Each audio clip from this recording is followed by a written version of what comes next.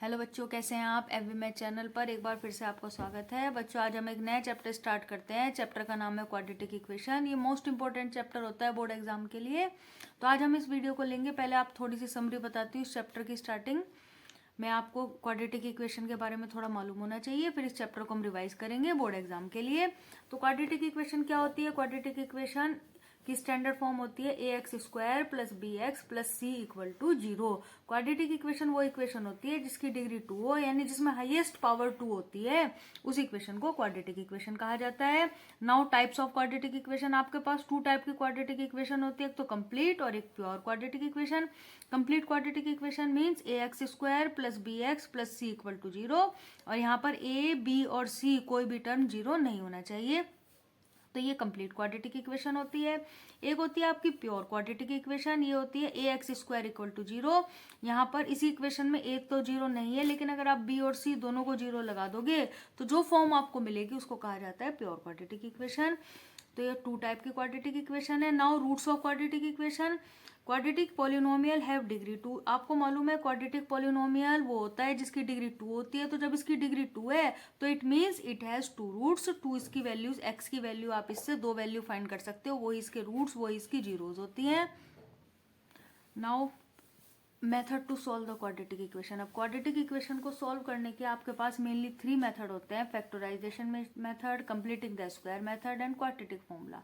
लेकिन इस बार आपके लिए बोर्ड में ये वाला मेथड कैंसिल है, आपको केवल इन 2 मेथड्स का यूज करना है। पहला है फैक्टराइजेशन मेथड और एक होता है क्वाड्रेटिक फॉर्मूला। क्वाड्रेटिक फॉर्मूला आपको लर्न होना चाहिए। x equal to minus B plus minus root B square minus 4ac upon 2a। इसको सॉल्व करना मैं आपको बताऊंगी। आप इक्वेशन में से a b c की वैल्यू निकालोगे और यहाँ पर लगाओगे तो उससे आपको x की वैल्यूज फाइंड हो जाएंगी। इसको श्रीधराचार्य फॉर्मूला भी बोला जाता है। तो आगे देखते हैं हम nature of roots. Nature of the root depend upon the value of d, it is called discriminant. जो नेचर ऑफ रूट्स होते हैं, यानी अगर आप इस इक्वेशन को सॉल्व करते हो और सॉल्व करने के बाद जो x की वैल्यूज आती हैं वो वैल्यूज कैसी आती हैं।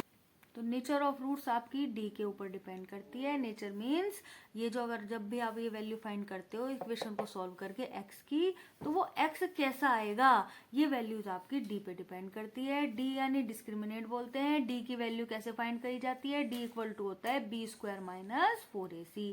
If d is greater than 0, यानी अगर आप d फाइंड करते हो और d ग्रेटर देन 0 आए, इट मीन्स d की वैल्यू पॉजिटिव आए, 0 से बड़ी वैल्यू आए, तो आपको 2 डिस्टिंक्ट रियल रूट्स मिलेंगे। यानी जो अगर आप इक्वेशन को सॉल्व करोगे तो x की वैल्यू, दोनों वैल्यूज डिस्टिंक्ट अलग अलग आएंगी और रूट्स कैसे होंगे, वो रियल होंगे। इफ d इक्वल टू 0, अगर आप इस d की वैल्यू फाइंड करते हो और ये वैल्यू 0 आती है तो 2 इक्वल एंड रियल रूट्स आएंगे। यानी आप इक्वेशन को सॉल्व जब करोगे तो x की दोनों वैल्यू आपको इक्वल मिलेंगी। And if d is less than 0, यानी d अगर सॉल्व करके निगेटिव टर्म आता है कोई, तो नो रियल रूट्स, तो आपके पास जो रूट्स होंगे वो रियल रूट्स नहीं होंगे।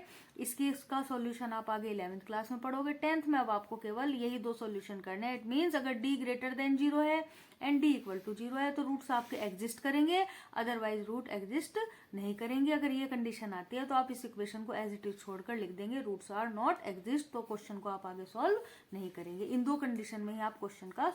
तो बच्चों, आप इन फॉर्मूलोज की अच्छे से प्रैक्टिस कीजिए। अगली वीडियो में हम इससे रिलेटेड क्वेश्चन देखेंगे। तो मिलते हैं नेक्स्ट वीडियो में। Till then take care, good bye.